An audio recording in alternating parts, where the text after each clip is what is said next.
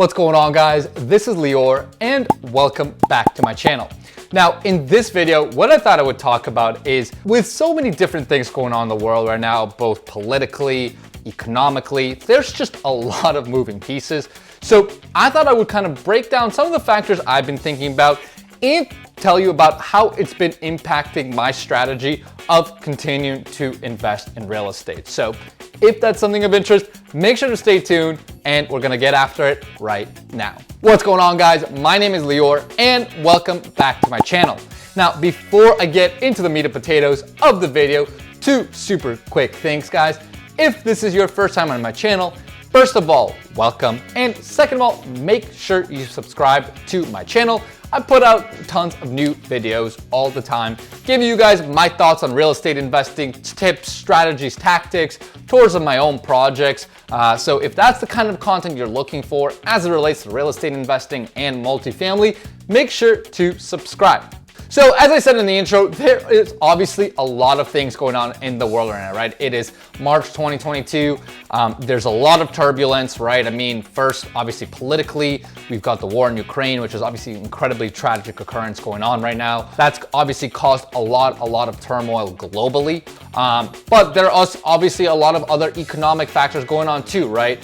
Here at, we just had an interest rate increase from the Fed, which is going to increase mortgage rates here. The housing market has just been on an absolute tear, and a lot of people are asking themselves, what's going on with the housing market, right? Is it just continue to grow? Is there something we need to be worried about, et cetera, et cetera? So there's just a lot of factors going on right now. But despite all of this, I mean, there is a good silver lining to this, right? I mean, obviously the real estate market has rebounded since COVID, right? A lot of big cities especially really kind of plummeted quite a bit during COVID. I'm from Boston. Boston took a beating during COVID. I know markets like New York City took a beating during COVID, and a lot of these major markets are starting to come back. And not only from a value perspective, but also from a rents perspective, right? Many of these markets are starting to get very high rents, almost similar to what it was going on pre-COVID. They're starting to really achieve quite high prices. So there is a lot of activity going on. So with all of that said, like, how does that actually impact us as real estate investors, right? I mean, we obviously have to maneuver a lot of different, factors if we're going to be investing. But the first thing I will say, right, if you're sitting here thinking like, okay, do I need to adjust my strategy? Do I need to completely rethink everything? One of the first things I will say is I don't like to be incredibly reactive to singular events, right? Especially as a real estate investor, I think it's really important for us to kind of have a long-term mindset, right? There's obviously going to be a lot of turbulence along the path, right? Between, like I said, political stuff, economic factors, interest rates, rents going up and down, values going up and down. But I think if you're a true real estate investor, someone who's kind of got a little bit of a longer term mindset, right, where you're not just getting in and getting out, looking to make a quick buck. If you're truly looking to build out a business and really build out your wealth, you kind of have to get comfortable with riding out the markets a little bit, right? So, so personally, when I see all these factors kind of jumping up and down, it's one of those things that I see as part of being on the journey, right? So I don't get super, agitated and kind of start to rethink my strategy the moment something happens. Of course, I consider what's going on and I want to make sure it still makes sense within that context. But this is not something that I have to it's not like we're equities or stock investors, right? Where they kind of have to make minute by minute decisions, or that could cost them quite a bit of money. Now, all that being said, let's first talk about a little bit about the volatility that's going on in the world, right? With both the political and economic volatility, what we're seeing is a lot of investors taking their money out of maybe more volatile asset classes, such as the stock market and even crypto, and going for a little bit more of safer, less volatile asset classes, right? Which tends to be real estate, right? Usually when there's a lot of uncertainty going on, people want to go in something a lot safer, right? So people take their monies from equities and crypto, they can go into bond investing, right? Which is considered a lot safer. Real estate is another great safe haven, and especially real estate in very strong and stable markets, right? So for example, Class A markets like Boston, New York City, potentially Miami, Los Angeles, San Francisco, right? Those kinds of markets are considered to be pretty safe, right? Much less volatile, much less risk averse than maybe smaller markets. So those are the markets that you're starting to see quite a bit of money go into. Now, this bodes well, especially for someone in my position, right? Because my whole portfolio is located in the Boston area. So if you're invested in one of these core markets, you're likely kind of starting to see those markets heating up, which is obviously not a bad sign for you.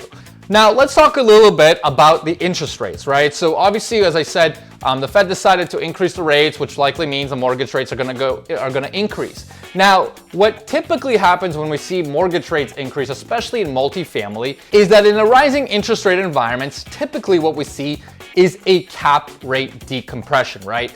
And if you're not familiar with cap rate, make sure you Google that, but that's basically kind of a yield measurement in commercial multifamily.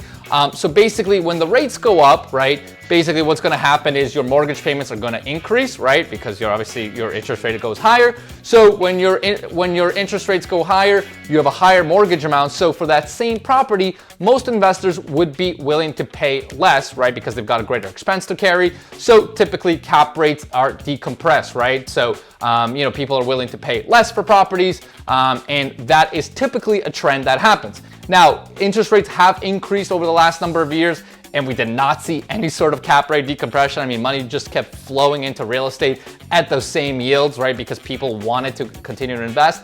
We'll see exactly what happens. Obviously, I have no clue.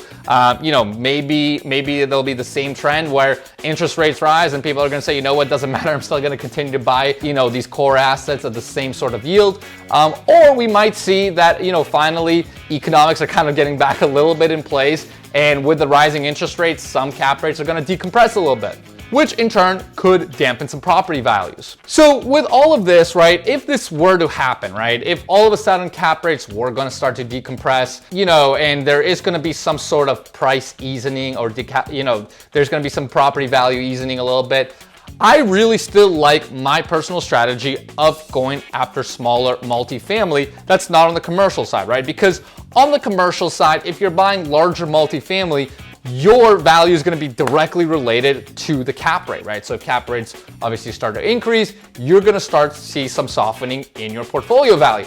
But what I like about the smaller multifamily, and I've done some other videos about this topic, is that I'm kind of tied to the cap rates, but because I'm still in small multifamily and it's technically still residential, I have more creative exit options than other multifamily investors, right? So for example, I own a fair amount of 3 and 4 unit buildings, right? So of course I can sell it off to an investor and he can do his calculations based on the cap rate, but I can also sell it a little bit more creatively, right? I can sell it off to an owner occupant who maybe is looking to owner occupy multifamily, right? Someone that's maybe using like an owner occupant FHA loan or some sort of other kind of product that will allow him to live in one unit and rent out the other 2 units. Or I can even exit as potentially selling off some of these smaller buildings as condos, right? I can literally chop up a 3 or 4 unit building and potentially just sell it off individually as condos.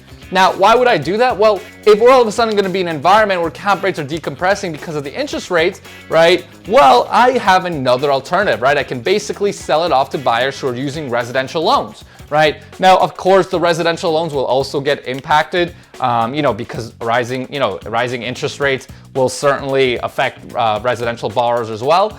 But, at the end of the day, people still need a place to live, right? So someone that's looking to own or occupy for, their family, right, that needs to, for example, buy a condo, is probably going to be a little bit less impacted than an investor who's only focused on yield, right? So there's still a little bit more, kind of need on that side rather than just a pure investment side. So it kind of gives me a little bit more flexibility in my options. So, between the increase in interest rates with all the volatility going on, I'm still very much continuing on my path of investing in small multifamily. I think regardless of if that whole philosophy, if interest rates rise, will the cap rates decompress, doesn't happen, I still think I'll be fine, right? Because cap rates are going to be super low, and I can still sell my multifamily at a cap rate basis because there's still plenty of investors who want to buy that. But if for some reason there is some sort of decompression, I am protected because I do have alternative exit options as opposed to some of the other bigger commercial multifamily investors, right?